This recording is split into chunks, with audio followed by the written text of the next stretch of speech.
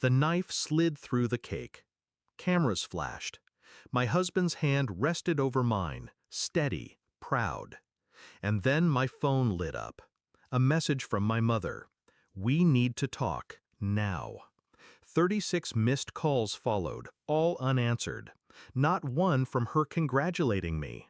Not one from my father, my sister, or even my so-called best friend.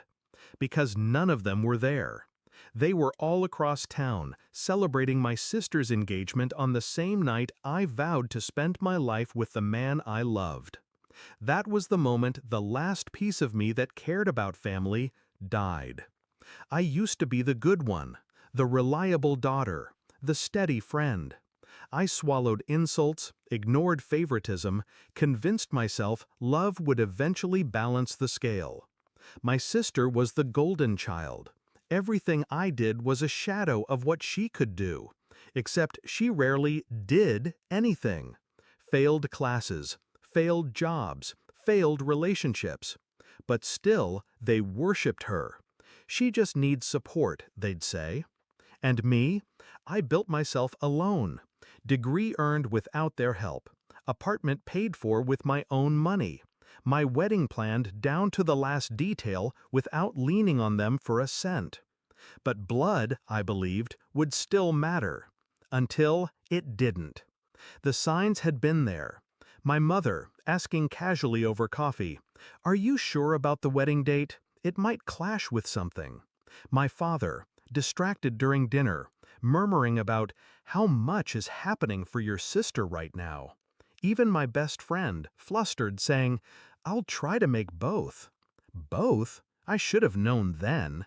But I didn't believe they'd choose. Not like this. The betrayal wasn't just their absence. It was the laughter I imagined echoing from my sister's engagement party while I stood in my dress looking at empty rows where my family should have been. It was the silence from the people who had raised me. The silence from the friend who had once sworn we'd be in each other's weddings. It was knowing they had made a choice, and I wasn't it. I didn't cry that night. I didn't scream. Instead, I smiled. I danced. I kissed my husband like nothing was broken. Because outward composure is a weapon. But in the quiet after, I planned. Not revenge through fire. Revenge through patience. Through control. The first step was silence. I didn't answer my mother's calls. Didn't respond to her frantic texts. For months, I gave them nothing. My absence, it turned out, was louder than their betrayal. Then came the second step, precision. They depended on my competence. I had always been the one to help with taxes, medical forms, emergencies. The one who bailed them out when bills went unpaid. The one who remembered birthdays, who bought gifts on behalf of the family. So I stopped. The late fees piled up. Appointments were missed, birthdays forgotten. Slowly, the cracks began to show. Step 3 was exposure.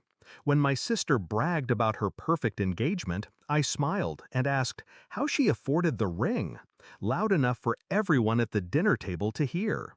She stammered, because she hadn't paid for it. My parents had. When my parents boasted about supporting both daughters equally, I simply tilted my head and asked, "Really? Did you help me with my wedding?" Silence followed. No shouting, no accusations, just questions with answers they couldn't stomach. By the time my sister's wedding approached, their perfect little image was cracking. Money was tight. My mother, desperate, reached out again. "We want you involved. We need your help." I agreed, sweetly, calmly. And then, weeks before her wedding, I withdrew.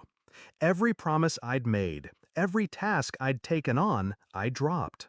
They scrambled, vendors canceled, bills went unpaid, invitations printed with wrong detail. And I watched from the sidelines, unbothered, sipping wine in my living room. The confrontation came when my mother finally cornered me. "You ruined everything," she hissed. I met her eyes, calm, steady. "No, you did that the moment you chose her engagement over my wedding." Her mouth opened, closed. She tried to protest, but the words withered. Because deep down, she knew. My sister's wedding limped forward, half empty, half prepared. A pale reflection of what she thought she deserved. Now, months later, they still call. They still ask. Sometimes they beg. But I don't answer. Because the truth is, my revenge wasn't in destroying them. It was in removing myself, letting them choke on the absence of the daughter who had carried them. They thought I was disposable, replaceable, and now they live with the emptiness they created. I look back at the night of my wedding, the cake, the message, the 36 missed calls, and I smile. Because while they were choosing her, I was choosing me, and I've never been freer.